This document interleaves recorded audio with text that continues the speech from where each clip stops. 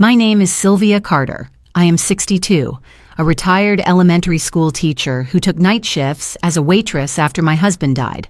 I know the weight of a coupon book and the taste of canned soup. I also know how to make a home out of very little. I paid for my daughter's wedding because I believed in the promise of family. At my daughter's wedding, her groom yelled at me, "You don't belong here, leave now." Within the next hour, I canceled every wedding payment, and the surprise I revealed afterward left him speechless. The band stopped mid-chord. Glasses paused at open mouths. Even the chandelier seemed to hold its breath. Ethan stood beneath it with his jaw set. He gripped my daughter's wrist as if ownership came with a ring. Lydia's veil shook against her collarbone. Her eyes slipped past mine toward the exit she hoped I would choose. The room smelled like peonies and butter. That is the scent of money I saved for years with hands cracked by dishwater and chalk dust. I did not argue. I did not plead. Widowhood once taught me to swallow and smile. I let that instruction drift to the floor. I lifted my purse. I turned. I walked. At the door, a young server brushed my elbow and whispered, "You did nothing wrong." She looked 18. Her kindness landed like a hand between my shoulder blades. The doors closed behind me with a hush that felt like snowfall inside a church. In the parking lot, the sun made the windshields shine like mirrors. I saw a woman who remembered every bill she had paid. I opened my binder of invoices. Every tab carried my name: venue, florist, caterer, band, photographer. The first call lasted 15 seconds. "This is Sylvia Carter. I am the contract holder. Cancel the event." The second took less. By the third, my breath had leveled into the calm of someone who has finally stopped apologizing. My phone began to hum with messages from my sister, Marjorie. "Sylvia, do not make a scene. Do not ruin the day." From acquaintances. "Where did you go? Are you okay?" Not one asked what had been done to me. I closed the messages and called the bank. I asked them to freeze the card that had quietly paid for embossed menus and sugar flowers. The clerk read back recent charges. I confirmed each one. Then I requested written confirmation and an alert for any further attempt. Vendors answered with different flavors of surprise. The florist was gentle. The band was worried. The venue manager allowed a silence long enough to count 3 peony petals on the carpet. "There will be a cancellation fee," he said. "No," I answered. "There will be a cancellation recorded under my signature." Paper rustled. Keys clicked. The calendar cleared. I watched a gull curve through the late light and felt a small, clean space open in my chest. When the hour was nearly done, I walked back to the foyer. My heels ticked against marble like a metronome. Ethan stood there, flushed, whispering into his phone. Lydia hovered behind him with a bouquet that had begun to sag. He looked at me as if expecting a plea. I handed him a neat stack of papers, cancellation emails, confirmation numbers, a notice that the credit line funding their honeymoon had been frozen pending review, and one simple letter with a single sentence at its center: "If I am not welcome, neither is my money." Ethan tried to laugh. His mouth forgot how. He scanned the pages. His eyes stuttered. The color drained from his cheeks like a receding tide. "You cannot do this," he said. "It is our day." "It was my gift," I said. "Gifts can be withdrawn when the giver is told to leave the room." I kept my voice low. I kept my spine tall. The young server stood still near the coat rack. Her stillness steadied me more than any speech. Lydia lifted her hand. For 1 second, I believed she would touch me. Ethan caught her fingers and folded them down. One petal slipped from her bouquet and landed on the marble with a soft breath. I looked at my daughter and saw the child who once slept with her hand in mine during thunderstorms. I also saw a woman who could not yet find her courage. I decided not to carry it for her. I stepped aside. I let the silence speak. Before I left, I placed one more envelope on the check-in table. This was the surprise I had not planned to use. Years ago, my husband's union created a scholarship in his name for students who work nights to help their families. I had arranged in the fine print of the reception agreement that if I canceled under my authority, the deposit would be redirected to that fund. The envelope held the confirmation and a small photograph of my husband holding our baby girl in a thrift store kitchen. Lydia once taped a copy of that picture to our refrigerator. I kept the original tucked in my wallet. I stepped into the evening air. My phone buzzed again. I let it. Behind me, the room began to move in confused circles. Rumors would bloom, judgments would gather, heads would tilt. Let them. I had remembered who I was. I am the woman who teaches by breaking hard things into parts. The woman who learned to reseal a leaking pipe. The woman who knows that love without respect is a debt that never stops compounding. If any of this feels familiar to you, stay with me. At the end, I will ask where you would draw your line. I stood in the parking lot, the muffled echo of music seeping through the ballroom walls, each note slicing against my skin like glass. The evening air was sharp, the kind that bites the lungs when you are already gasping. My hands trembled so badly that I clutched my old expense ledger to my chest, pressing it tight as if the leather-bound book might steady my shaking bones. That ledger was more than paper. It was the record of every sacrifice I had made, every skip dinner out, every winter without a new coat. It smelled faintly of ink and dust. It carried the weight of years when my entire life could be reduced to columns, of numbers, and the hope that tomorrow I might balance them better. I lowered myself onto the curb beside a parked car. The gravel pressed against my heels. I stared at my reflection in the car door. A woman with lined cheeks, hair pulled into a careful bun, lipstick faded around the edges. A woman who had once been told she was the heart of her family, now told she did not belong at her own daughter's wedding. The tremor in my hands worsened, so I opened the ledger and let the columns of handwriting anchor me. The caterer's bill, the florist, the rental hall. My name at the bottom of each contract, bold, decisive, every dollar a story, every signature a vow that my daughter's day would be perfect. And then, through the blur of tears, memory came rushing in. Lydia at 16 standing in our kitchen, light from the window catching on her hair. She had just received her acceptance letter to college. She hugged me and whispered, "I'll make you proud, Mom. I promise you'll never regret all you've done for me." Her voice back then was filled with a conviction that felt like sunrise. I had believed her. I had lived on that promise for years, repeating it to myself while I counted tips at midnight, while I graded papers alone in a silent classroom.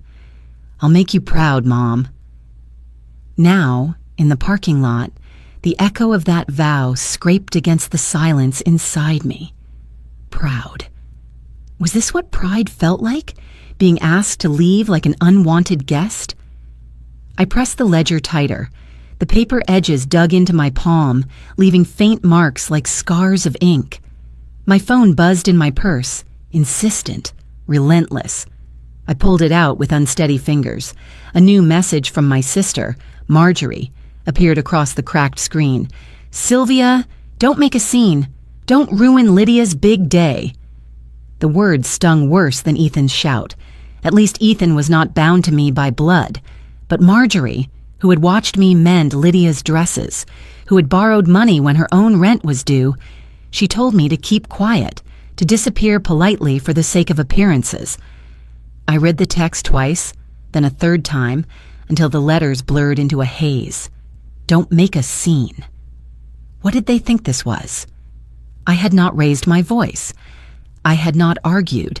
I had simply existed in the wrong place, at the wrong time, according to a man who believed I was not worth the space I occupied. And now my own sister echoed his verdict. Fade out, Sylvia. Be invisible. Let them step over your bones and call it celebration.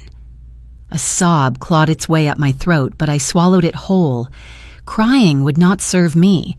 I let silence fill me instead, silence as cold and steady as the night air pressing on my shoulders. I remembered the years of living small, quiet meals alone after Robert died, quiet holidays where I wrapped gifts bought from clearance bins, quiet nights where my only conversation was with the ledger, always silence, always endurance. But this silence was different. This was not endurance. This was decision. The tremor in my hands began to still. I turned the ledger to a blank page at the back. With the tip of a pen, I drew a single line down the center. On one side, I wrote, "What they want me to do." On the other, "What I must do." Under their column, "Stay quiet, let the payment stand, swallow the humiliation." Under mine, "Cancel everything, claim back my voice, protect the memory of Robert and the value of my labor." The pen dug hard enough into the paper to nearly tear it. My heart steadied with each word. Another buzz from Marjorie's text thread lit the screen. "Sylvia, please, think of Lydia. Don't be selfish." The word selfish landed like a slap. Selfish. After I had emptied savings accounts, after I had postponed retirement, after I had turned down weekends away so every penny could support this day. I whispered aloud, though no one was near enough to hear, "If I had been selfish, this wedding would not exist." My voice quivered, but the truth within it rang clear. I pressed the phone face down on my lap.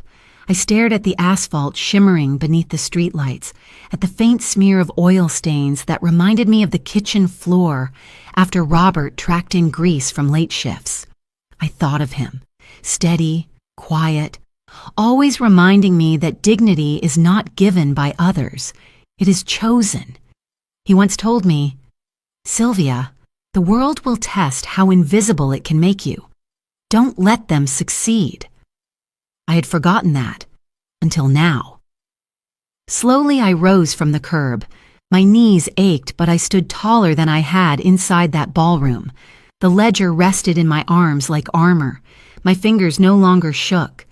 Somewhere behind me, the music picked up again, the rhythm of a party trying to pretend the storm had passed. But I knew the storm had only just begun. And for once, I was not afraid to let it rage. I sat in my car for several long minutes, the engine off, the dashboard clock ticking forward as if daring me to waste more of my life in silence. My expense ledger was still in my lap, and the words I had written, "What they want me to do versus what I must do," burned like a verdict. For 58 years, I had allowed the people I loved to write my story for me. Tonight, for the first time, I would pick up the pen and write my own. My hand steadied as I unlocked my phone.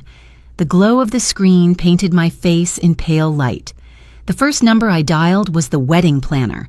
Her name was Camille, a woman with a polished voice who had always sounded too busy to remember that I was the one paying her invoices. She answered on the second ring, her voice brisk, rehearsed. "Sylvia, is everything all right? We're about to move into the next stage of the reception." I swallowed hard, feeling the words gather like a tide rising in my chest. "Camille," I said, my voice firmer than I expected, "cancel everything. End the contracts. Tonight." There was a pause, the kind of silence that usually makes a woman like me back down, but I did not. She stammered, I don't understand." "The catering? The venue? The band?" "All of it," I said. "Everything attached to my name and my money. Cancel it. Send confirmation to my email." Another pause, then her professional tone faltered into something more human. "Are you sure, Mrs. Carter? It will cause chaos." "I am sure," I replied. "Chaos already came when Ethan told me I didn't belong." The line went quiet before she murmured, "Understood." I ended the call before doubt could creep in. My chest ached, but beneath the ache was something sturdier, resolve. One by one, I dialed the numbers from my ledger. The florist, whose roses I had smelled only yesterday, the photographer who promised golden light in every shot, the caterer who had rehearsed the menu twice with me. My voice did not tremble as I spoke the same phrase. Cancel the order. End the service. Effective immediately. Some argued, some sighed, some fell into stunned silence, but all agreed when I reminded them whose signature authorized each bill. Mine. Not Ethan's, not Lydia's. Mine. By the time I reached the band, a wave of exhaustion swept over me. The lead musician hesitated, then said quietly, "I saw what happened in there. You don't have to explain. We'll pack up." His voice carried no judgment, only recognition.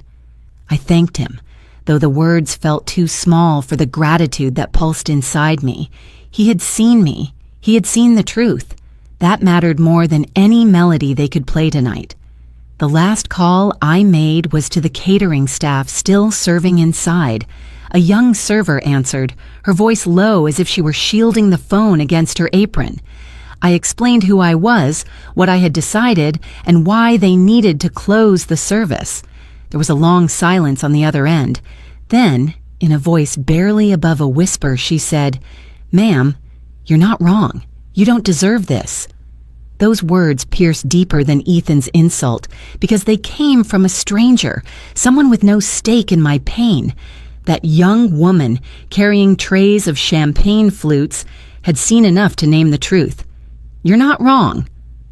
I closed my eyes and let the words settle in my chest like a seed taking root.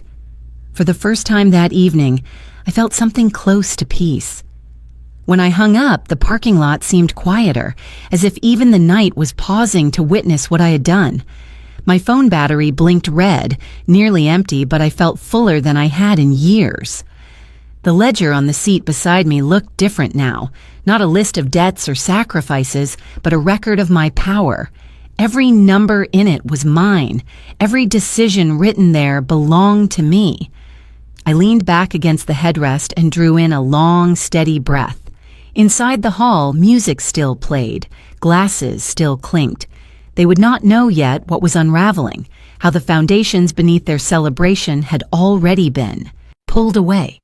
That was not my concern anymore. My concern was the woman in the car mirror. Weary, yes, scarred, certainly, but no longer invisible. The tremor that had shaken me earlier was gone. In its place was a stillness, a clarity that felt almost holy. Tonight I had been told to leave, to erase myself. Instead, I had drawn the boldest line of my life, and though it cost me every dollar, every ounce of effort, I knew this truth with certainty. Dignity is worth more than any banquet, any bouquet, any photograph. I whispered into the quiet as if Robert could hear me from wherever he rested. I did not disappear. The words hung in the night air, not angry, not bitter, just true. And truth, I realized, was the only gift worth carrying forward. I drove home with the engine quiet and the streetlights standing like patient sentries. The silence in my car opened a door I had kept shut for years. Memory sat beside me and watched the road. Tonight did not begin when a groom told me to leave. It began when I was 19 and believed kindness could hold a roof in place through any weather. I met Robert at a library table, stacked with used textbooks. He smiled with a shy warmth. He tucked a pencil behind his ear and said he studied by listening for the sound of truth. We were broke and stubborn. We promised hard work would make room for a gentle life. We married at the courthouse. The clerk coaxed a smile from my cautious mother. I wore a second-hand dress. Robert slipped a simple gold ring on my finger. We vowed to speak each other's names with respect, even when money was thin. The winter he died, the roads were glass and the factory ran a double shift. He borrowed a coworker's truck and kissed my forehead at the door. Soup simmered on the stove. The radio played a slow song. The call came before the soup cooled. A driver spun out near the bridge. The truck rolled. The hospital smelled like bleach and endings. I remember the doctor's shoes, polished yet salted by the walk from the lot. Someone handed me a clipboard. I signed my name and felt it drift like breath in cold air. Back in our apartment, the sink dripped and the radiator hissed. I looked at my ring and at the folder where I kept tuition bills for the degree I had planned to finish. I called the registrar and asked to postpone. The woman spoke gently, but her tone closed a door. I told myself it would be 1 semester, then 2. Years arrived like quiet tenants and never left. When Lydia turned 2, the rent rose while my salary did not. I slid the ring off and tucked it into a velvet pouch. The pawn shop smelled like old wood and someone else's heartbreak. The man weighed the ring without meeting my eyes. He counted out bills. I counted what the money would cover. Rent, groceries, a toddler's winter coat, shoes that would keep water out. I walked home with 2 paper bags and a hand that felt both lighter and heavier. I learned to stack hours like bricks. Mornings in the classroom, afternoons grading, nights at the diner, refilling coffee for men who treated arguments like sport. I learned which tables tipped in quarters, which ones left folded 5s beneath saucers, how to swallow pride when a stranger snapped his fingers. On my breaks, I studied from borrowed textbooks. On bus rides, I wrote lesson plans in the margins of advertisements. I stitched my days together with safety pins and quiet prayers. There were small mercies that kept air moving in my lungs. Lydia's hair smelled like apples when she fell asleep on the couch. Cartoons hummed from a thrifted television while I ironed shirts on a folded towel. The neighbor down the hall slid a casserole to my door with a note that said, "Keep going." I taped Robert's first love note to the fridge. I kept the pawn ticket in my ledger as a promise to buy the ring back when life loosened its grip. When Lydia started first grade, a supervisor urged me to apply for a master's program. I printed the forms and flattened them beneath a salt shaker to stop the corners from curling. On the due date, Lydia woke flushed and glassy-eyed. The clinic was crowded. The nurse told us to return tomorrow. I missed the deadline. The envelope stayed unsealed for a week. Then I tore it up and took an extra shift at the diner. I told myself that motherhood was a degree no university could confer. It lived in the body and in the long habit of showing up. We lived by lists taped to the inside of a cupboard door. Pay electricity, buy milk, check tire pressure, patch the knee on Lydia's jeans, call the landlord, return library books before the fine doubled.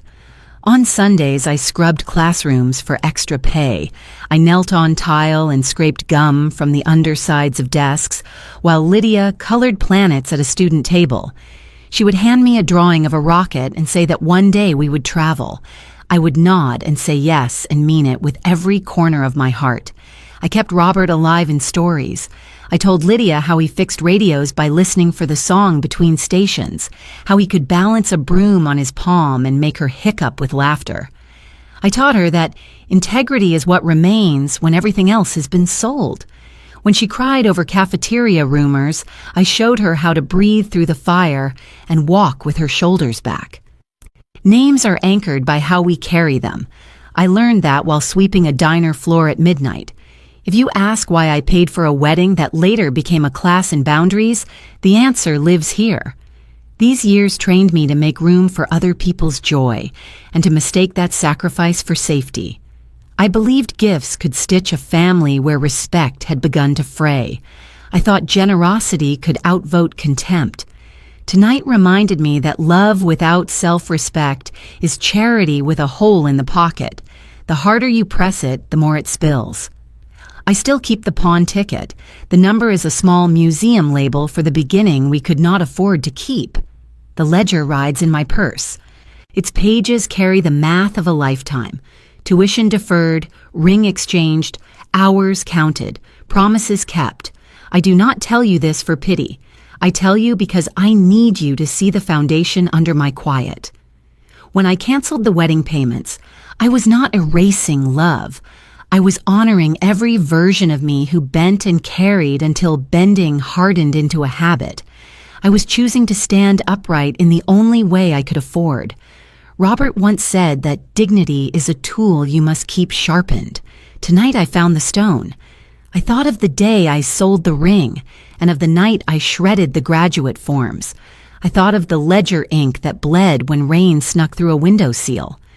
I thought of Lydia, asleep with a fever, her hand hot against my wrist, and of the decision to hold her while opportunity waited in a mailbox I never reached. I thought of my students learning to sound out hope, one syllable at a time. I drove past the river and parked by the curb where we once watched fireworks from a blanket spread on damp grass. I sat there and breathed like a woman finishing a long race. I understood that the past had not asked me to disappear. It had asked me to pay attention. Every sacrifice had been a line in a ledger. Every line had a reason. Every reason deserved respect. Tonight I respected the cost. I respected the teacher who stayed late, the waitress who smiled through aching feet, the mother who chose fever over forms. I respected the widow who learned to fix a leaky pipe with a wrench and a prayer. I checked the time. The hour that broke their party had built my spine. I turned the key and headed home, ready to sleep without bargaining with my worth. In the rear view, the streetlights kept their post. In the front seat, memory finally rested. In my chest, a quiet future took its first breath. I carried home a steadier, quieter heart. I had just set my keys in the ceramic bowl when the knocking started, hard enough to rattle the chain on the door. Night pressed against the windows. The apartment smelled like lemon cleaner and the steam of tea I never finished. I looked through the peephole and saw my daughter on the landing, mascara blurred, bouquet frayed. I opened the door half an arm's width. "Lydia," I said. She pushed inside without waiting to be asked. "Mom, you are ruining my life." The words hit like a thrown glass. "I am done ruining my own," I said. My voice surprised us both, even and steady. "Close the door." She kicked it shut. "Do you know what you've done?" The venue called. The florist packed up. People are posting. Ethan's parents are furious. Guests are confused. We are humiliated. "You told me to leave," I said. "Your groom made sure everyone heard it." "I didn't tell you to cancel everything," she shot back. "This was my wedding." "It was my gift," I answered, "and gifts do not include permission to strip the giver of dignity." She flinched. "You waited until the last minute to sabotage us." "I waited until the last minute to recognize myself," I said. She paced. The train of her dress hissed across the rug. She touched the family photograph. Her fingers paused on Robert's face. "He would not have done this," she said. "He taught me to keep my name," I replied.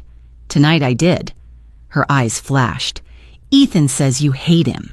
"I do not hate him," I said. "I dislike what his voice tried to make me believe about my worth."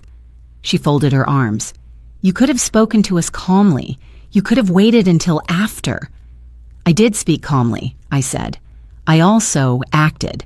Waiting until after would have taught you the wrong lesson." "What lesson is that?" "That love without respect is a debt that collects interest," I said. "I have paid enough."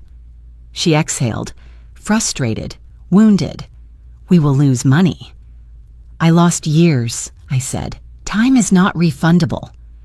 She went to the window and pushed aside the curtain. The street below carried traffic. A siren unspooled into distance. "People will think I am ungrateful." "Do you think you are ungrateful?" I asked. She did not answer. She looked at her hands, at the groove where the bouquet ribbon rubbed her skin. Then the adult returned. "Ethan says you did this to punish us," she said. "I did this to protect what I built," I replied. "There is a difference you will feel in your bones one day." Tears gathered and held. "You always make everything about your sacrifices." "Sacrifice is not a medal," I said. "It is a receipt. I kept them because no one else would." She glanced at the ledger on the table. Her voice fell. "I knew you were paying. I did not know it would feel like a trial." "It is not a trial," I said. "It is an audit."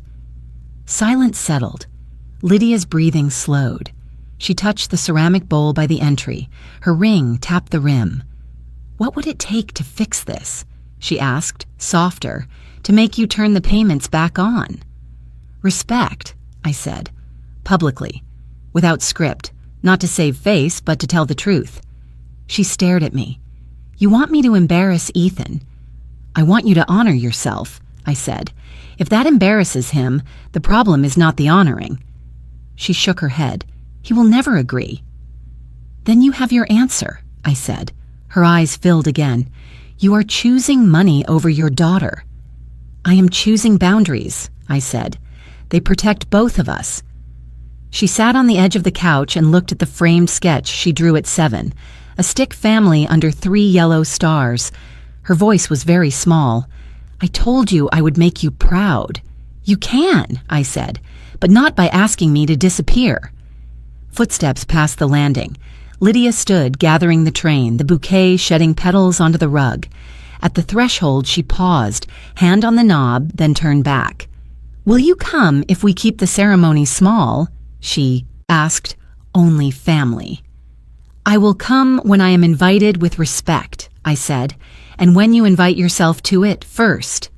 She opened the door. Air lifted the veil at her shoulder.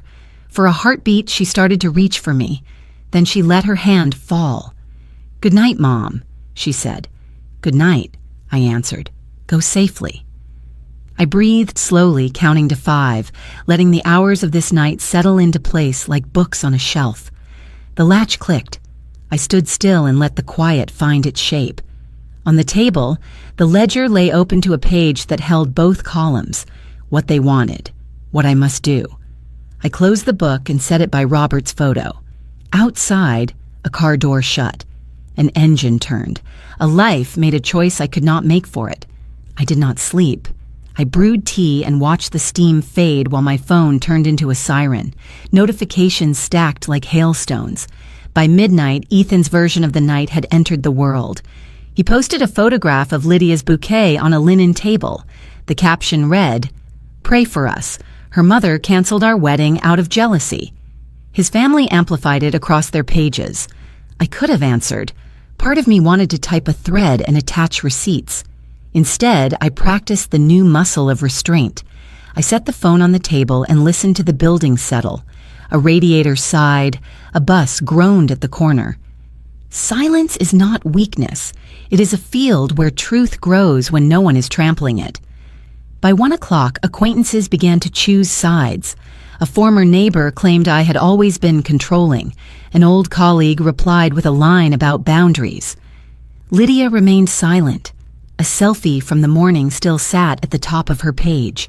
She looked like a child wearing a dream. The dream had been lifted out of the room and out of my account. That quiet cut deeper than Ethan's bark. At 2, a message slid into my inbox from Clara, my friend who keeps a sewing kit in her purse. Do you want me to say something? She wrote. I saw the invoices. I know where those flowers came from. I sat with that for a moment. The old me would have told her not to get involved. The woman who had canceled a wedding understood that truth needs a chaperone. I wrote back, tell the truth. Nothing more. She replied with a heart. Then she went to work. Half an hour later, Clara posted a simple statement with a photograph of my handwriting from a fitting form. I altered the dress. Sylvia paid my bill in cash. She tipped me for staying late. She is not jealous. She is generous. The comments under her post bloomed in 2 directions. Some dismissed her as a meddler. Many thanked her for speaking plainly. She did not argue. She held the line. Around 3, an email pinged.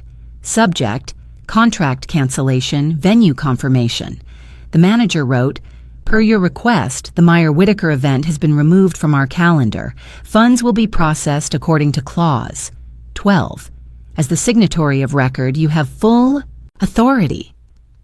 A timestamp change log sat below his note. I forwarded it to my archive and then to Marjorie, not to win, but to stop the calls I knew would come by dawn. More posts arrived. Ethan's father accused me of undermining a young man's future. Others called me selfish. A parent from my old school messaged to ask whether I needed groceries. He had seen me stretch pennies for field trips and could not reconcile that woman with the caricature on his screen. I thanked him. What I needed was time. At 4, the night thinned. I opened the pantry and found the tin of chamomile Lydia bought when she was 15. She had wrapped it in newspaper and tape, proud to pay for something on her own. I brewed a cup and read through my notes. The pen marks looked calm. The decision seemed inevitable. What surprised me was the lightness beneath them. Courage rarely feels like thunder. It often feels like air entering a room that was sealed too long. I checked Ethan's page again and saw a video shot from the ballroom. He spoke to the camera about forgiveness and family. He said I had weaponized money. He said real love does not keep score. Behind him, someone laughed near the dessert table. He pinned the video. Comments surged. Lydia did not appear. She tapped a small heart. Then she vanished again. At 5, Clara sent a screenshot from a neighborhood group where the venue manager had responded to rumors. Our contracts name the responsible party. We follow the contract. Please be kind to our staff, he wrote. It was not dramatic. It was decisive. The narrative shifted by a few degrees. Neutral truth can move mountains when the ground under the story is already unstable. I have been a teacher long enough to know that people learn on their own schedule. I did not expect the internet to deliver repentance before sunrise. The point was not to punish, it was to place facts where they belonged and sit still while noise wore itself out. Despite the din, the room inside my chest grew quiet. I washed the cup. I turned off the kitchen light. I stood at Robert's photo and said goodnight. The phone buzzed one last time as dawn lifted the sky. A message from Lydia, unsent, then resent, appeared as a single line. I do not know what to say. I stared at it until it blurred, then typed, "When you are ready to speak with respect, I am here." I added nothing. Outside, the bus sighed. Inside, the notifications slowed. Truth had left its footprints. I would let them dry. The knock arrived before the sun cleared the rooftops, quick, hard, insistent. I had just rinsed my cup when the sound hit again. I dried my hands, set the cup on the counter, and looked through the peephole. Ethan stood there, jaw tight, tie loose, the afterglow of last night's anger on his face. I opened the door a hand's width and kept the chain latched. "What do you want?" I asked. "What do I want?" he barked. "I want you to fix what you broke. You blindsided us. You embarrassed my family. You made Lydia cry." I breathed once, slow and full. I did not remove the chain. He filled the doorway with the swagger of a man who thinks volume equals truth. "You will call the vendors," he said. "You will reinstate the payments. You will apologize. And you will stay out of the way while we salvage what is left." The apartment was quiet enough to hear the oven tick. I let his words sit between us. Silence can be a leveler. It shows which voice is standing on shaky ground. He waved his phone like a badge. "Everyone has seen what you did. The posts, the comments. You are making yourself look terrible." I watched the screen reflect in the chain, a thin line of light across steel. He took my stillness as permission to continue. "Lydia is ashamed. My parents are humiliated. People drove in from out of state. Do you think anyone will forget this? Do you think anyone will forgive you?" I rested my palm against the door frame and thought of the ledger on my table. I thought of Clara's post and the venue's email. I thought of the girl in the ballroom whispering that I was not wrong. My throat was steady. "You are going to talk," he snapped. "Say something." I nodded once and unhooked the chain. I opened the door and stepped aside. He strode in, shoulders squared, eyes scanning my small living room as if inventorying a crime scene. He frowned at the photo of Robert. "You had no right," he said. "This day was not about you." I picked up the expense ledger and laid it on the coffee table without opening it. The gesture felt like placing a witness on the stand. I sat. He stayed standing, looming, choosing height as strategy. "Do you know what a spectacle you caused?" he said. "Lydia is hiding because of you. I have to fix your mess." I folded my hands. He mistook that for surrender and pressed harder. Here's how this goes. You will wire fresh deposits today. You will post an apology. You will tell people stress got to you. Then we move forward. When I finally spoke, my voice was almost a whisper. No. He blinked. Confusion flashed, then anger returned. No is not an option. It is the only option, I said. He pointed at the ledger. You think receipts give you power. Responsibility means you do not get to pull it away because your feelings got hurt.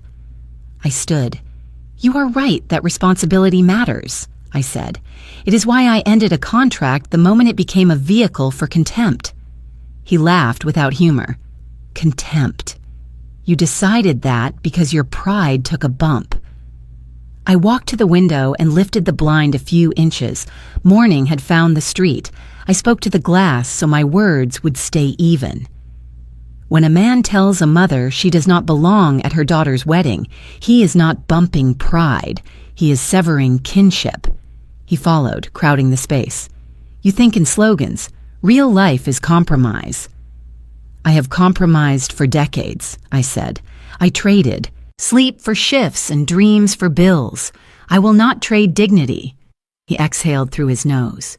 You like being a martyr, but you will not ruin my reputation to feed your story. I turned and met his eyes. I let silence stand beside me like an elder. His gaze flickered first. He looked down at his phone, then to the photograph again, as if expecting the dead to vote with him. When I spoke, it was to the room, to my past, to whatever piece of the future was listening. Happiness bought with a mother's humiliation is not happiness.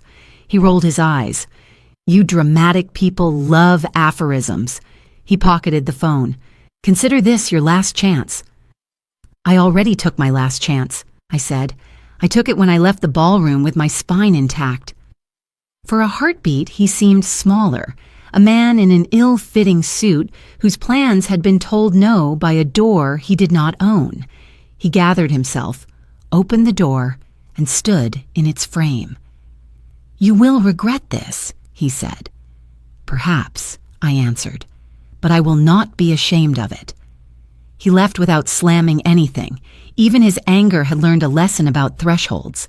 I locked the door, lifted the chain, and let the quiet return to its work. The morning held its breath. The chain had barely settled when the knock returned, softer yet insistent. I knew that rhythm. Marjorie always knocked like someone practicing patience for other people. I opened the door. My sister stood in a quilted coat, hair pulled back, worry stitched across her forehead. She stepped inside with the purposeful stride of a nurse making rounds. Tell me you are going to fix this, she said. I have been on the phone since dawn. People are calling. The family thread is exploding. Say you will make a statement and reinstate the payments. I walked to the kitchen and lifted the kettle. Good morning to you too, I said. Sylvia, please, you know how our family is. We keep the peace.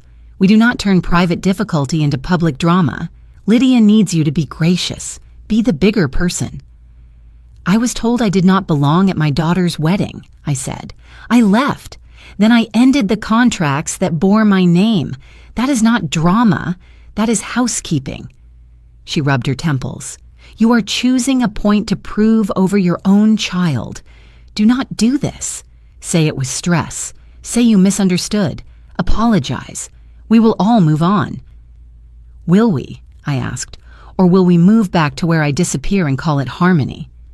Her eyes went to the ledger. You kept records. No one denies you paid. That is not the point. The point is relationship. Sometimes you pay twice to protect it. I poured chamomile. I have paid 10 times, 1,000 times. Money, sleep, years. I am not purchasing my own erasure. She sat. Ethan's mother called me. She is ashamed. The neighbors will talk. This will follow Lydia for years. You know how small towns are. Then perhaps small towns can learn a larger lesson, I said. You have always been like this, stubborn, righteous. You cannot bend when bending would help the rest of us breathe. The tea burns, I said, but the heat feels honest. I have bent until my bones learn the shape of someone else's comfort. Fine, she said, voice rising. I will say it plainly. You embarrassed us. You made the Carters and the Whitakers look cheap and chaotic. Lydia is humiliated. Is that what you wanted? I wanted to be treated as a person, not a wallet, I said. I wanted my daughter to lift her hand and say, stop. She did not. Because she was overwhelmed, Marjorie said. Because weddings are complicated. Because the boy is proud. Because men say stupid things when they are nervous.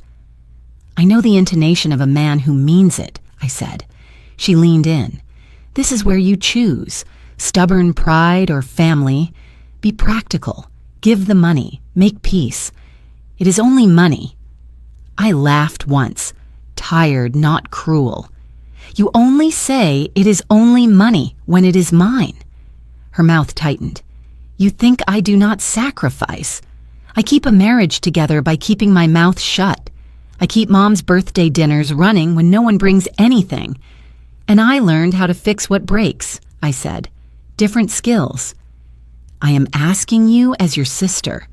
Be generous for Lydia's sake. I have been generous for Lydia's sake since the day she breathed, I said. I have kept quiet my whole life. Enough. The words surprised even me. They stood between us like a fence. Marjorie blinked, then recovered. So that is it. You will punish her to teach a lesson. I will protect myself to teach a truth, I said. Respect is not a luxury. It is the floor. What if Lydia apologizes privately? Would that be enough? No, I said. The wound was public. The repair must be public, not a spectacle. A sentence, simple and true. Ethan will never allow it, she said. Then the problem is bigger than a canceled party, I replied. She stood. Do not expect me to defend you at every dinner table. People will say you are hard. I am not hard, I said. I am finished being soft in the places that tear. I remember the day you pawned your ring, she said quietly. You would not let me come. You said you did not want me to see you choose between rent and sentiment. I chose us, I said. I always have. She nodded. I know, she said. I also know that peace matters. Real peace, I said, or silence that keeps the picture pretty. She did not answer. She picked up the ledger, read a page, set it down. If I tell them you will not budge, they will turn on you harder. They already have, I said. I am still here. She walked to the door. This will change the family. It already has, I said. Maybe it needed to. She paused. If Lydia calls, me, what should I tell her? Tell her I love her, I said. Tell her I am here when respect is, too. Marjorie opened the door. Morning light widened across the floor. She did not hug me. Our family saves affection for holidays. She said, You are braver than me. I answered, I am finally as brave as I needed to be. The latch clicked.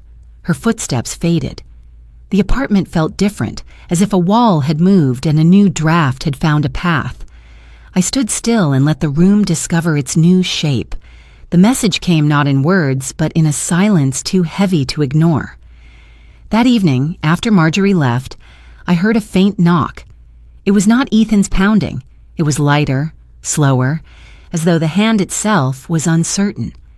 I opened the door, and there stood Lydia. Her eyes were swollen from crying, her hair pulled back in haste. No jewelry, no polish, just my daughter, stripped of all ceremony. For a moment she stood frozen. I almost reached for her. But then Ethan appeared behind her, a shadow too close, a grip on her arm that tightened when I stepped forward. Mom, she whispered. Just one word. I said nothing.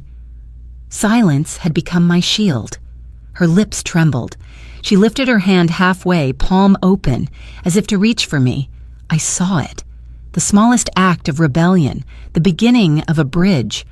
But before it could close the space between us, Ethan tugged her wrist back, subtle but strong. She winced, Her hand fell, and my daughter's gaze dropped to the floor. The world slowed.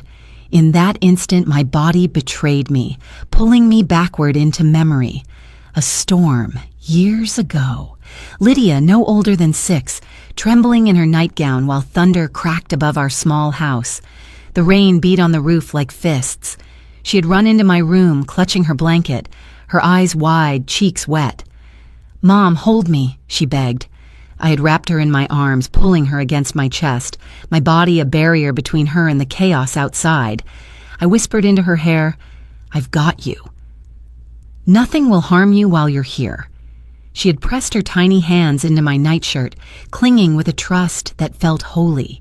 That memory clashed with the present. Then her little hands clung to me as though I was the last solid thing in a broken world. Now, those same hands were caught in another man's grip, pulled away from me. I felt my throat tighten. I wanted to say her name, to beg her to look up, to remember that storm, that night, that promise. But I stood still. I remembered my vow not to beg anymore, not to trade dignity for scraps of affection. Ethan spoke for her. "She's here to tell you that this ends. You stop the noise, you stop embarrassing her, or you won't see her again." Lydia's eyes darted to mine. I saw the war inside them. The dutiful wife, the frightened daughter, the woman not yet sure where her own spine ended and his began. Her lips parted as though words wanted to escape, but none arrived. I answered him without shifting my gaze from her. "If she has something to say, let her say it herself." He pressed her arm tighter. "She already did. Through me." Her shoulders flinched. Her silence was louder than his sentence. The kettle clicked behind me. I had forgotten I'd put water on for tea.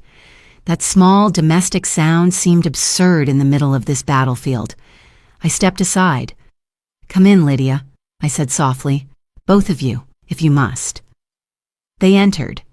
He led, she followed, tethered. She sat on the edge of the couch like a guest in her own childhood home.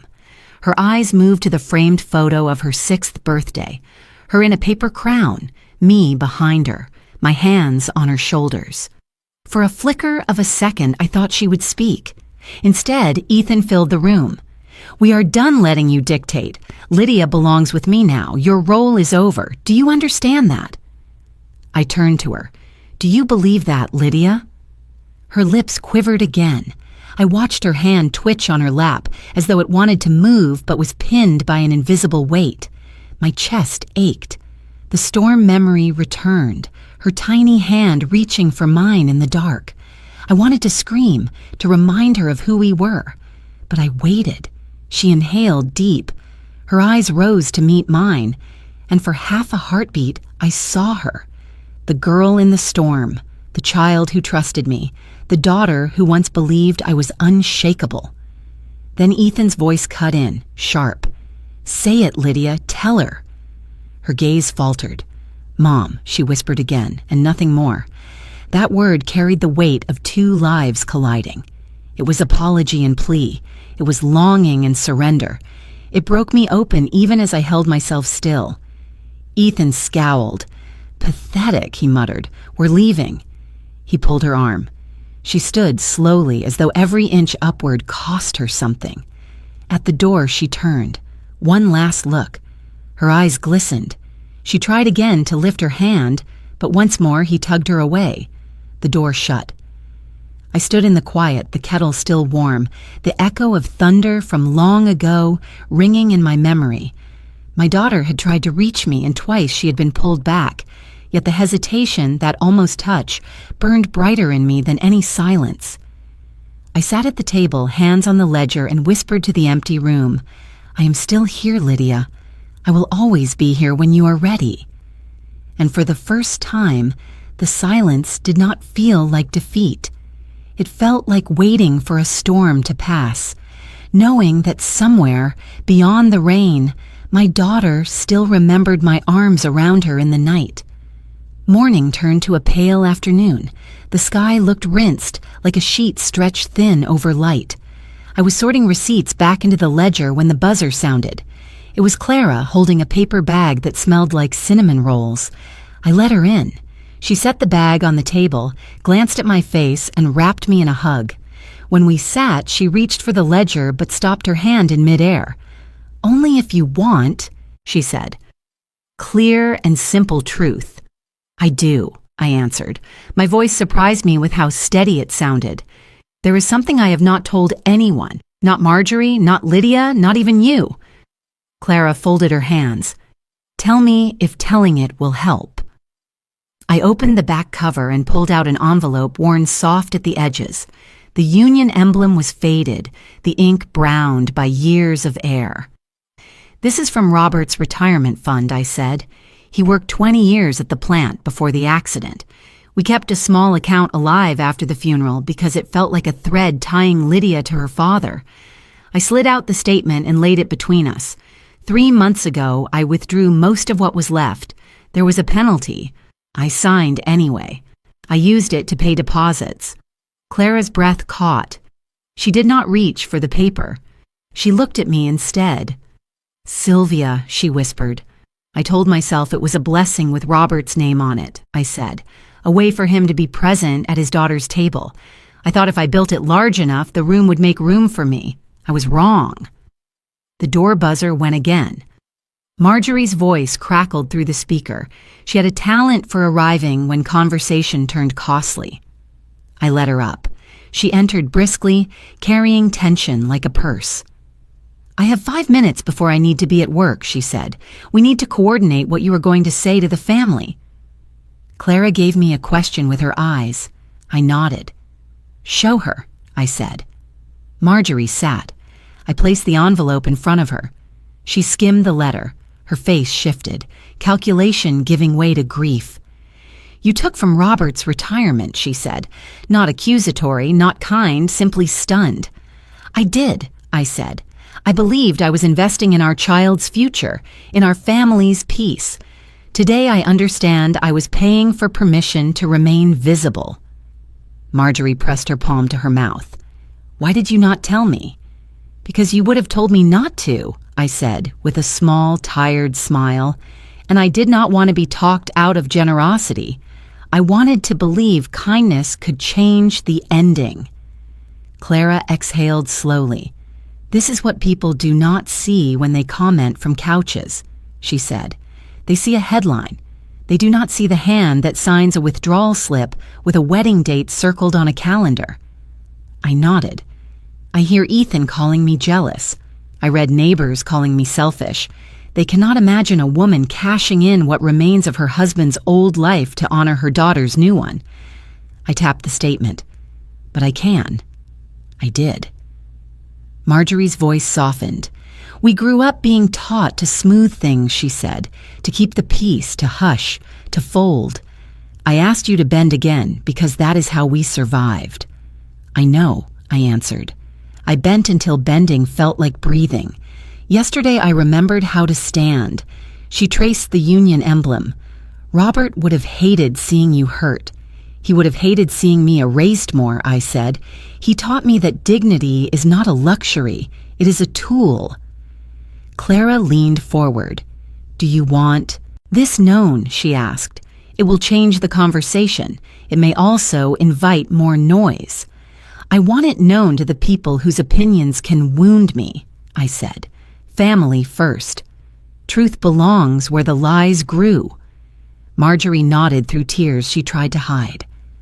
"I will tell the thread," she said, "not for spectacle, for understanding." I placed the envelope back in the ledger and closed the book like a door. This was the last inheritance with Robert's name on it. I used it to feed a celebration that could not make room for the woman who kept it alive. That is my part of the story. I can carry it without bitterness. Clara reached for my hand. "What do you need?" "Only this," I said. "When people speak about me, ask them whether the word selfish belongs next to a widow who traded interest for love." We sat with the question. The room felt lighter, not because the debt vanished, but because the truth had climbed onto the table and refused to move. Outside, a siren wailed and faded. Inside, the clock ticked toward evening. I brewed tea.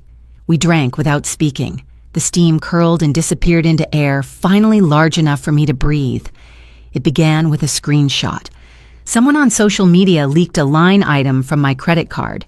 A hotel suite in Maui, booked under Lydia and Ethan's names, but charged to my account. The post traveled quickly, picked up by neighbors, shared by old classmates, magnified by whispers that had already been circling. The caption beneath the image was simple. If Sylvia is selfish, why did she buy the honeymoon? I found out because Clara knocked on my door holding her phone, eyes wide. It's everywhere, she said. People are finally seeing. I sat at the kitchen table, folded my hands and stared at the pattern of wood grain. The noise outside my door was shifting. Hours earlier, I was the villain in a dozen retellings. Now, the air hummed with a different tune. One friend of Lydia's posted a long note. We all knew Mrs. Carter worked 2 jobs after her husband died. We knew she saved every penny. To see her gift dismissed like this? Well, it's hard to respect Ethan after what he said at the wedding. Another wrote, if she covered the honeymoon, maybe she covered more. Maybe the narrative about selfishness is upside down. I didn't answer any of it. I brewed tea, set the cup on its saucer, and let silence do what years of explanations never could. Marjorie called. You're trending, she said, as if the word belonged to a stranger's world. People are defending you now. Even some of Ethan's relatives are asking questions. Lydia's bridesmaids are posting that you were generous. It's spreading. I listened. The kettle clicked as it cooled. I said only, the truth has its own legs. On the screen, more comments gathered. Some who once demanded I apologize were now retracting. We judged too quickly. We didn't know the full story. Even the caterer released a statement.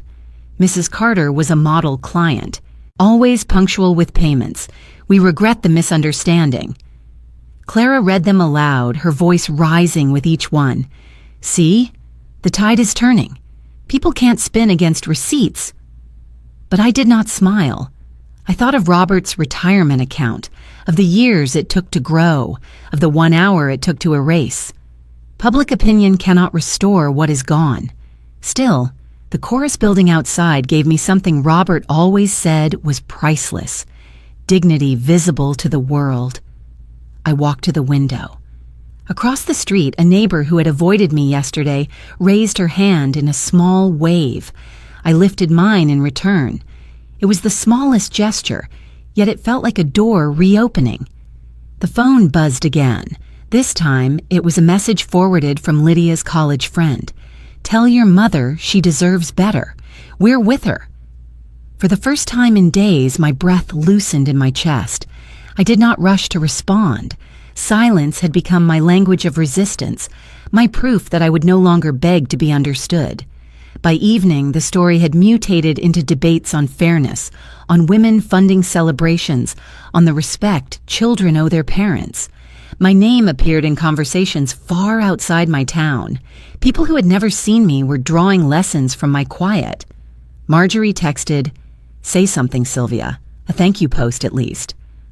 I set the phone down without answering. The power of this moment was not in words. It was in restraint. To speak would be to return to pleading.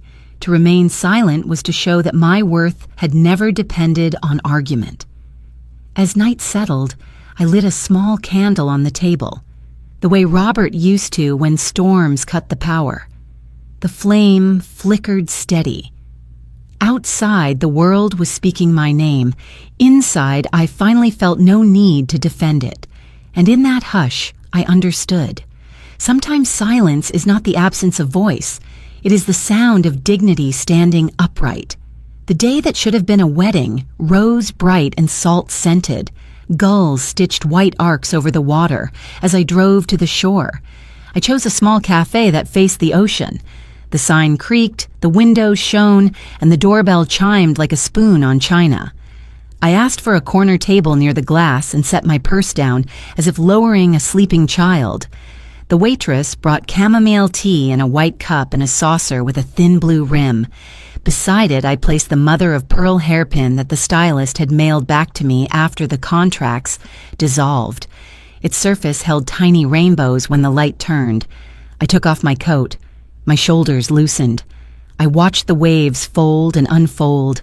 I listened to the soft chorus of spoons, the rustle of a newspaper, the low rumble of conversation that had nothing to do with me. I slid my phone from my purse, opened the camera, and framed the cup and the hairpin with the ocean breathing beyond them. I took the picture. I typed a caption. Sometimes, standing up is not making a scene. It is choosing to sit where you truly belong. I pressed post and set the phone face down. Steam lifted in ribbons from the tea. I wrapped both palms around the cup and felt warmth travel into the ache in my wrists. The hairpin lay still.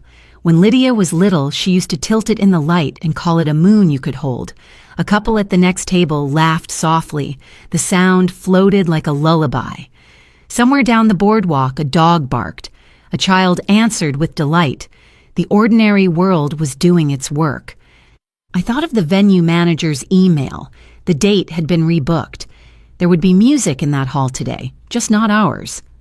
I pictured a different bride fastening her earrings, a mother smoothing a sleeve, a band testing a chord. I wished them well. The waitress refilled my hot water and smiled at the hairpin. "Pretty," she said. "Old," I answered. She nodded as if those words meant the same thing. When she left, I lifted the clip and studied the fine scratches that years had given it. My phone buzzed once, then again. I ignored it. I was practicing a different posture, not the hunch of apology, but the length of a spine allowed to rest. Through the glass, I followed a sailboat easing toward the mouth of the harbor. Robert would have named the wind and explained the rigging. I heard his patient voice moving through the room I carried inside me. I did not cry. Instead, I took a slow breath and counted 4 beats in, 4 beats out. An hour passed, measured by the kettle on the counter and the long exhale of the espresso machine. I ordered a slice of lemon cake and ate it without guilt, tart and sweet, like honesty that stings before it heals. A shadow crossed the window. For a moment, I thought it might be Lydia. It was only a cloud. I touched the hairpin and sent her a silent message anyway. I am here. I am not vanishing. I will not fund my own disappearance. The door opened. A gust of salt brushed the tables. An older couple in hiking boots paused near me to admire the view. The woman noticed my tea. "Good choice," she said. "Best," I replied. She smiled and moved on. Simple human grace, unearned and generous. I let it land. When the bill came, I paid in cash and left a tip that would make a server's shift feel lighter. As I stood, the hairpin glinted. I slid it into my hair. The clasp clicked with a sound that felt like a small vow. Outside, the sky had cleared to the color of blue found on old postcards. I walked the boardwalk slowly, counting steps, counting blessings that were not currency, legs that still carried me, lungs that learned to breathe again. I thought of the scholarship in Robert's name. The clause I had buried in the contract redirected the deposit when I canceled under my authority. Somewhere, a student working nights would buy books without choosing between ink and groceries. That knowledge settled through me like warm bread. It did not erase loss. It proved that endings can be generous when chosen with care. Down at the seawall, I sat and watched a second sailboat tack toward open. Water dot far out. A line of sunlight opened on the waves. I knew storms would come again. They always do. But I also knew what shelter felt like now. It tasted like chamomile. It weighed like a hairpin. It sounded like a caption that did not argue, only declared a boundary with kindness. I turned my face to the wind and let it replace the last stale air in my chest. Somewhere, music was starting for a different pair of vows. Here, another vow formed quietly in me. I would not mistake silence for surrender again. I would use it as a home where self-respect could live. I stood, tucked my chair back under the cafe table, and walked toward the parking lot with the steady gait of someone who had chosen her seat and her future well. By the time I reached the parking lot, the tide had rolled higher. The air tasted clean and wind threaded salt through my hair. I rested my palms on the warm hood and watched a line of foam right itself along the shore. The phone began to ring. Ethan's name flashed. I let it ring out. It rang again, then his mother, then a number from his father's office. I set the phone on the roof so the vibration would not touch me. I looked at the sky instead. I let the horizon steady me. Distance can be a teacher when voices try to shrink your world. Voicemails stacked. In the first, Ethan sounded clipped and managerial. He wanted a meeting. He wanted deposits restored. He wanted a statement to protect his image.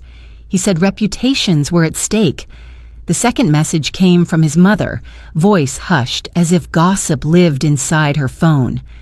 "Weddings are fragile," she cooed. "I should be gracious." The third was his father, curt and legal. I pressed delete on each message, not angry, not triumphant, calm. A gull landed on the rail and studied me like a patient judge. The sea kept breathing. I brewed no argument. I owed none. Another call. This time, I answered. "Sylvia," his father said, skipping hello. "We should find common ground. If you reverse the cancellations, the venue will host a scaled ceremony. We will assume remaining costs. Discretion will be appreciated." "Thank you for the offer," I said. "My decision stands." "You are making it difficult to de-escalate." "I am declining to finance my own humiliation," I said. "That is not escalation. That is a boundary." A pause. Paper shuffled. "At least agree to a statement that frames this as a misunderstanding." "It was not a misunderstanding," I said. "It was a sentence spoken into a microphone." He tried another angle. "Lydia will suffer." "Lydia will learn," I said. "We all will." I ended the call and powered the phone off, returning a tool to its drawer. I sat on a low wall and watched the tide tuck itself under the pier. For years, I answered every ring. Today, the problems could wait while I watched water become itself. Footsteps scuffed the boardwalk. Ethan appeared, windblown, jacket unbuttoned, eyes restless. He stopped threes, spaces away, as if the air between us were a checkpoint. "We can fix this," he said. "My parents will cover what you withdrew if you apologize publicly and explain that stress affected your judgment. You are fortunate to come from people who will pay for your words," I said. "This is not about words," he snapped. "It is about outcomes." "Words are outcomes," I said. "They build the rooms we stand in." He tried a lighter tone. "You love Lydia. She loves you. We can move forward." "I will always love Lydia," I said. "Moving forward requires respect." He stared at the water as if it might translate me. "You are enjoying this power." "I am inhabiting my life," I said. "That may look like enjoyment from where you stand." He shifted. "People will remember you as the mother who ruined a wedding. People will also remember me as the woman who refused to purchase disrespect," I said. "Memory can hold two truths." A gust lifted his tie. He smoothed it down, a reflex of control. "Last chance," he said, voice softer. "Do the right thing." "I already did," I said. He turned and walked toward the lot, shoulders squared against a wind he could not order. When I powered the phone back on, messages bloomed. Some begged, some scolded, a few apologized. I replied to none. The ocean kept its tempo. Clouds opened like curtains to a patch of warmer blue. I breathed in and let the exhale lengthen until my ribs settled. The balance had shifted, not because I had won, but because I had stopped performing loss as love. A small boy in a red jacket ran past me, his father trailing with a camera. The boy shouted that the waves were writing letters. I looked and saw the truth of it. Each swell spelled something and then erased it for the next. Let them write what they want, I thought. Let the water keep teaching revision. The phone rang again, his mother, now urgent. She feared embarrassment, donations withheld, cousins turning away. She promised grace if I would be discreet. I watched a sale snap full and said nothing. I let the call expire and the message dissolve into air. I slid the hairpin from my hair and held it to the light. The nacre caught sun and returned it softer. I felt the same change in myself. I was not in danger. I was not on trial. I was not waiting for a verdict. I raised my face to the wind and felt what power is when it belongs to you, quiet, durable, uninterested in witnesses. Then I walked to the car and took the scenic road home, unhurried because time finally felt like mine to spend. Back home, I left the window open. Salt air moved through the curtains while afternoon light lay across the table like a folded quilt. I set the hairpin beside the ledger and boiled water for tea. When the kettle sang, my phone buzzed once, then again. It was Marjorie. She did not call. She sent a single text. "Sister, I was wrong." I stared at the words until the steam thinned. Nothing in our childhood had trained us to type that sentence. Our house rewarded silence, rewarded women who smoothed napkins and swallowed arguments. I typed back only a question. "Do you want to come over?" A moment later, she replied, "I am outside." I opened the door to find her on the landing with a sack of oranges and a stiff bouquet from the grocery store. She handed me the fruit like an apology that wanted vitamin C to carry it. We moved to the kitchen. I poured tea. We stood without speaking while the room recalibrated around a new truth. "I read the scholarship clause," she said. "I read about the honeymoon on your card. I read Clara's post. I keep thinking about how I asked you to be polite for them." "You were doing what we were taught," I said. "We were told that polite women hold the walls up." She nodded and pressed her palms together. I asked Lydia why she stayed quiet. She said she felt trapped between shame and spectacle. She said Ethan spoke for her before she could breathe. "That sounds right," I said. "It is also not an excuse." "She knows," Marjorie said. I heard it in her voice. We carried our cups to the table. Marjorie opened her phone and scrolled the family thread. Some cousins had shifted tone. A few offered apologies that avoided saying the word. She placed the phone face down. "I cannot fix them," she said. "I can only fix myself." "You do not have to perform repentance," I said. "You only have to choose differently going forward." Marjorie swallowed. "Sister, I was wrong," she repeated, as if saying it aloud might change the shape of her mouth. "I wanted quiet more than I wanted your dignity safe. I am sorry."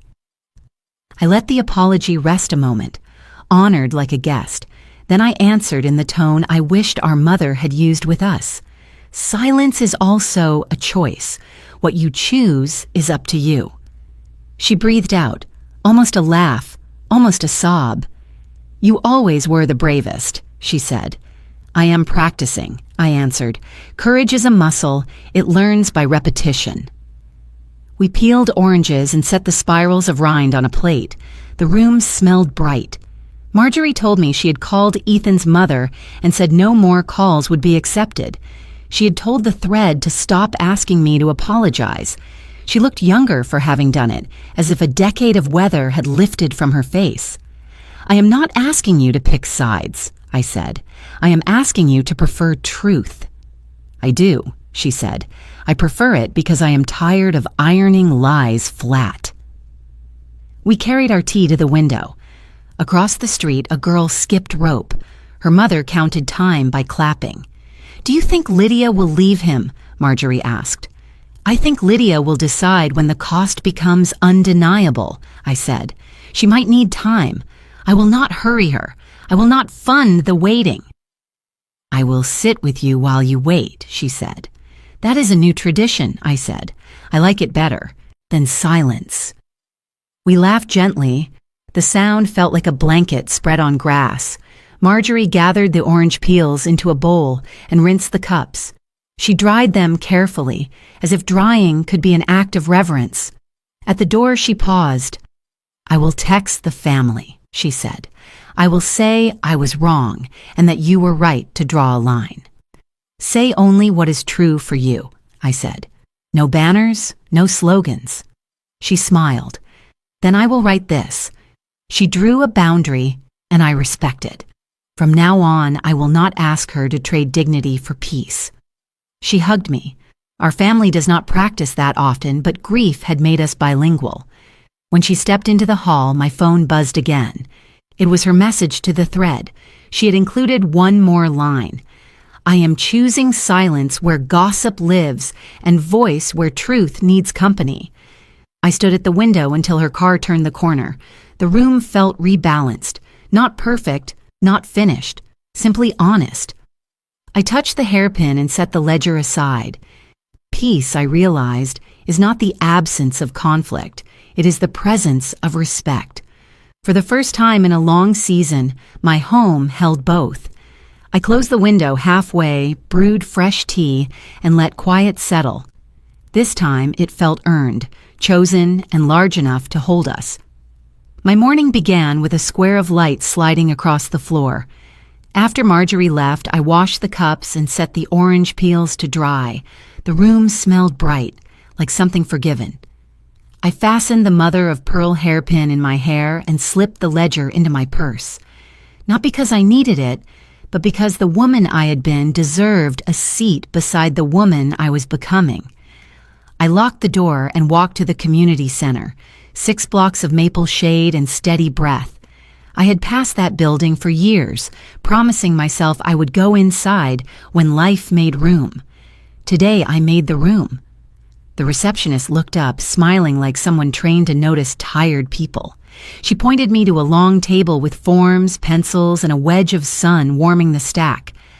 I chose beginning drawing, evening session, sliding scale.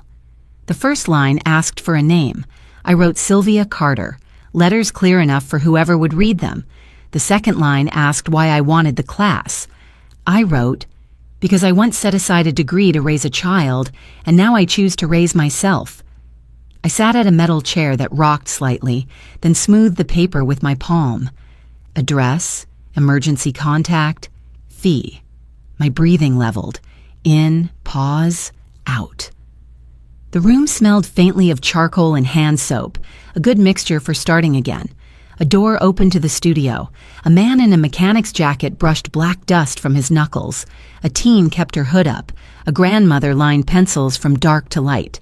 The instructor, paint under her nails, nodded as if we had already met in a kinder season. I read the signature line and thought of other lines I had signed. Withdrawal slips, permission slips, cancellations, contracts that trusted me more than the people they benefited. My hand did not shake. I set the pen down and signed with a steadiness that felt like returning a key to its rightful owner. I dated it. The numbers looked like blue windows on a new house. The receptionist asked about installments. I shook my head. The fee was small. The meaning was large. I slid my card across the counter like a boat leaving a safe harbor. In my mind, the old line rose, the spine of my new life. If I am not welcome, neither is my money. Today I reversed it. Where I am welcome, my money may work beside me. She handed me a receipt and a small schedule. Tuesday nights, Studio 3. Bring an eraser and courage. On my way out, I paused at the bulletin board. Flyers promised quilting circles, tax help, grief groups, a pantry schedule. A Polaroid showed last month's show. A kettle, a shoe, a wrinkled hand holding a coin. Ordinary objects, drawn with ordinary tenderness. I loved the honesty of it. Outside, wind pressed the maples into gentle applause. I walked home slowly, letting color come forward. A red bicycle leaning on a fence, a mailbox painted with suns, a chalk galaxy spinning across the sidewalk. My steps felt lighter than the air. It was not pride, it was permission. In the kitchen, I cleared a corner of the table and set down a fresh sketch pad. 3 pencils waited, one sharp, one dull, one trustworthy. I opened the window an inch and let the afternoon breeze move through. I stood there, rehearsing the posture of a life that does not apologize for its weight. When I sat, the chair welcomed me like an old companion. I wrote my name on the inside cover and drew a small square. I shaded from light to dark. The paper accepted the tones without hurry. My breath followed my wrist, steady in, gentle out. I whispered a promise. I will not trade visibility for approval. I will not fund the erasure of my own name. I will spend my money, my minutes, and my marrow where welcome opens the door. Late sun reached across the table and warmed my fingers. A gull cried beyond the roofs. A bus sighed. A neighbor's radio hummed a Motown chorus. I closed my eyes and listened, then opened them to the page. The square looked simple and sincere. So did I. I pressed my palm to the paper, felt the warmth move back into my skin, and knew this was how beginning feels. Quiet, present, and entirely mine. Later, I pinned the class schedule to my refrigerator with a magnet shaped like a boat, Robert carved from scrap pine. Tuesday, 6 to 8, Studio 3. I circled the date in blue and underlined it once. The magnet held. I stood in the kitchen and practiced saying yes. Yes to learning. Yes to being seen. Yes to spending what I earn in rooms that receive me with respect. The old rule remains my guardrail. If I am not welcome, neither is my money. The corollary is new. Where I belong, I will show up fully. Night settled kindly. I washed the cup, set the hairpin on the sill, and opened the sketchpad one last time. I drew a line across the page and let it become horizon. Above it, space for weather and light. Below it, room for roots. I turned off the lamp and kept the horizon inside me tonight. Evening folded across the apartment like a soft shawl. I turned on the kettle and set a teacup on the counter. Steam rose in silver threads. I felt my breath follow its climb, steady and warm. I pinned the mother of pearl hairpin into my gray hair, the clasp clicking with a small, faithful sound. In the mirror above the sink, I studied the woman looking back. Lined, yes. Tired sometimes, but unhidden. I smiled at her, not as a performance, but as recognition. I carried the cup to the table and opened the window a hand's width. The ocean salt reached me from several streets away. The breeze smelled like night jasmine and sea stone. Lights pricked alive in neighboring windows. A child laughed. Somewhere a trumpet tried 3 notes and quit. I placed the expense ledger on the shelf and left the sketchbook on the table. Today's square of shading lay like a quiet horizon. I cupped the tea in both hands and thanked the room for holding me. I thought of Lydia, in storms when she was small, in a white dress yesterday, in a doorway today, torn between voices. I thought of Ethan's posture at the threshold and Marjorie's oranges on my counter. I thought of Robert's ring sold for rent and the scholarship clause that now carried his name forward. In that inventory, I felt no triumph, only order. My life had been set back in the drawer where it belonged. I stepped to the mirror once more, touched the hairpin, and whispered to the daughter who lives both across town and inside my chest. My girl, I taught you that love is not endurance. Today, I learned the lesson again. The words landed without fire or frost. They simply fit. I did not promise reconciliation. I promised a door that would open to respect and close to contempt. That is the house I keep now. I turned the cup, watched the chamomile reflect the kitchen light, and listened to the city breathe through its evening ribs. My phone, face down near the dish rack, stayed quiet by design. Silence, once a costume I wore to please others, had become a room I furnished to serve the truth. I understood that forgiveness can walk in one day, but it will not be bribed. It will knock when the foundation is safe. On the refrigerator, the class schedule held steady under the carved boat magnet. Tuesday, 6 to 8, Studio 3. The words looked like coordinates on a map I had hidden under dishes for decades. A fresh pencil waited beside the sketchbook. I had given so much of my life to making other rooms beautiful. Now this one asked to be mine. I opened the window wider. Night air moved across the curtains. The fabric lifted, a slow breath in, a slow breath out. Far off, the sea kept its pace. I remembered my old line, first spoken in a parking lot, with my hands still shaking.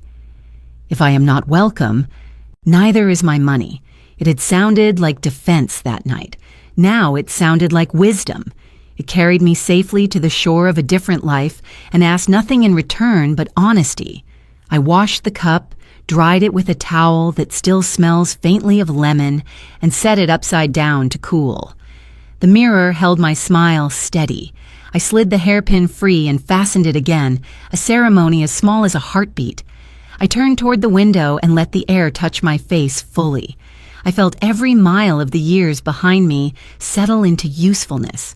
Before we say goodbye, I would love to know where you are watching from. Is it a quiet morning with a warm cup of coffee, or a late night where stories like this keep you company? Tell us in the comments. We read every note with gratitude.